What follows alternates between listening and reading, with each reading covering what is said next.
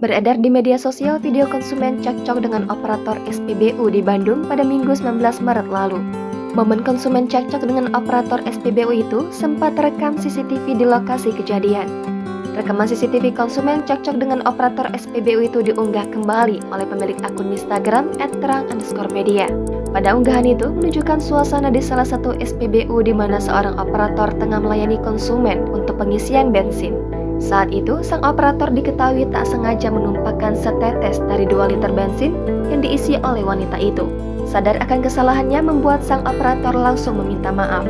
Namun, siapa sangka permintaan maafnya malah dibalas dengan omelan oleh sang konsumen yang tak terima itu.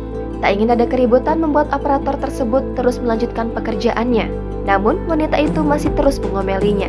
Sang operator pun membalas jika keberatan wanita itu untuk tidak mengisi bensin di SPBU tersebut.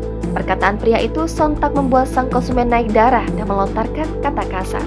Mendengar pekerjaannya direndahkan membuat sang operator meminta kepada konsumen lainnya untuk mendengarkan dan melihat apa yang barusan dikatakan wanita itu.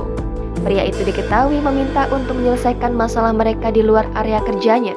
Namun, wanita itu malah mengancam membawa preman daerah rumahnya. Akhirnya, sang operator yang hilang kesabaran melontarkan kata yang tak seharusnya. Alhasil wanita tersebut dan anaknya semakin murka.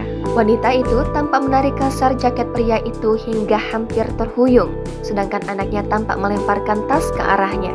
Keributan itu otomatis membuat kerjaan sang operator terkendala dan harus membuat konsumen lainnya yang sedang mengantri menunggu lama.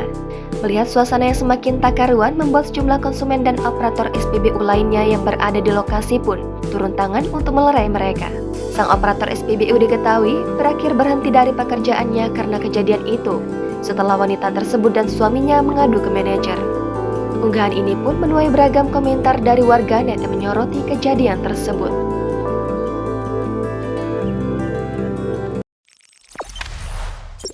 Jangan lupa subscribe, share, komen, dan like ya!